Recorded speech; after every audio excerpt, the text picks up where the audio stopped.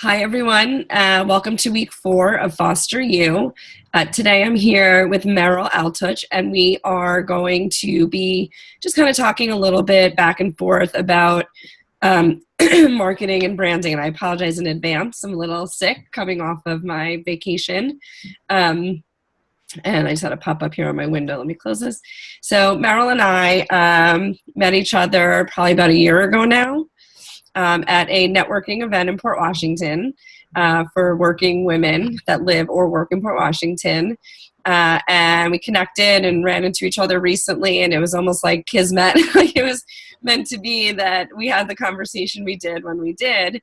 And so Meryl is going to be talking to us this week about the marketing components and the branding components that go into starting a new business.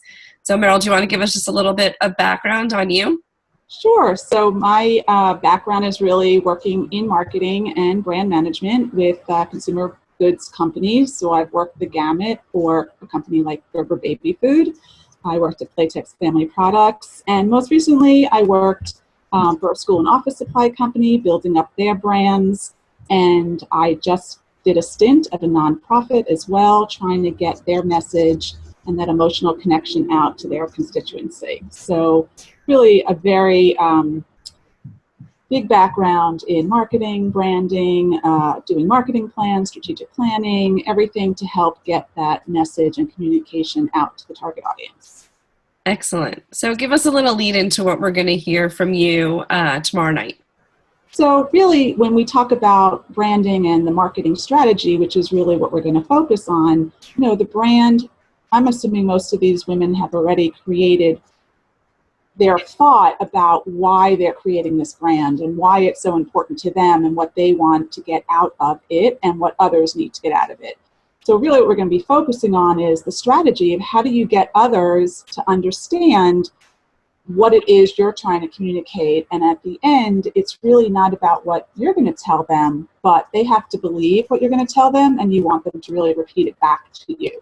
Especially in today's environment where, in the world of social and connections and relationships, it's really about what your audience is telling you that they're hearing versus what you're telling them that they should hear.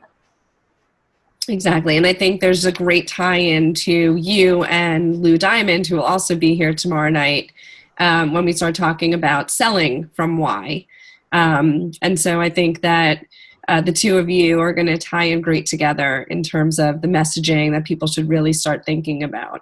And the women have already watched the Simon Sinek Start From Why TED Talk, which I think really says it all. I think when you sell and you build your business from a position of passion and really understanding the basis for why you're doing it, it really changes the entire vibe of your business and also your messaging and how you communicate it out to the world, especially people that are selling a product that they've actually created, whether it's, the product being an actual product or the product being their service that they're providing you.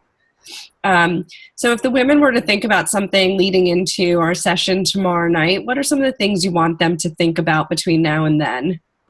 I guess really it's about taking in that why you're doing it, and then thinking about how can you get your audience to make sure that they understand it. So what are those specific messages and communication tools that you might use to make sure that you're connecting with your audience? And I know you did a whole piece on audience, but it really goes back to that, because the success is about really understanding that emotional connection. What is it that you're going to provide that someone else can't, and doing the best way to figure out how to let them know about your service or your product. But again, it's not the feature and the benefit, it's about that emotional connection, what it is that's going to make them really want to take hold of your product or service and then elevate it and talk to others about it, which is really what's very important. So right. Absolutely. And I think one of the big things to keep in mind for some of the women also is that you may have a primary and a secondary audience. And those messages and those platforms are going to change according to who you're reaching out to. So if you are one of those businesses that has, a 2-tier or maybe even a 3-tier audience structure, that's definitely something to consider. Right, because I think one of the things that I've seen even in large organizations is that people tend to talk to their entire audience the same, but they're not the same. So your point about multi-tiered audiences is really important, because you might have a professional audience, or what we might consider, a B2B, right, business to business audience. That's a very different audience than your consumer audience and what they want to hear and what's important to them. So you really have to think about that as you go to build your business. Absolutely. All right, great. So if you could give these women one thing to foster them, or some words to foster others, what would they be? I really think it's about being true to yourself. I mean, I think the hardest part is what it is you want to do. I think you have to find those very few, 2-3 keywords that really can tell someone what your brand is all about and what it is you're trying to do for your audience. And if you can sum it up in those few words, you're more likely to succeed. Awesome. So are we going to talk about taglines tomorrow night? Because it's not necessarily about taglines, but it's really about understanding what is that ultimate essence and purpose that you're trying to strive for. So it's usually an emotional connection. It's not about, like I said, the feature and benefit. And I think those that can find 3 or 4 key words to really frame that essence of their brand will be much more successful, because you can keep on going back to it, and that's how you're creating your strategies and your constant messaging. And you will get right to your target, and you will be successful that way. Absolutely. And I think what's really interesting is that this ties back to our first week of our session. I'm not sure if I sent you that part of it, but it was all about like these women finding one word that really ties in to their vision personally and on the business side. So what word connects both of those things together for them? So girls, ladies, women, think about that one word and then try to find a couple of other words that will tie into your key messaging and your business and you personally as well.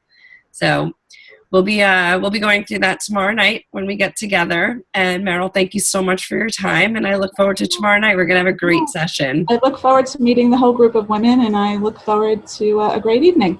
Okay, great. All right. Feel better. Thank you. Okay. Bye. Bye.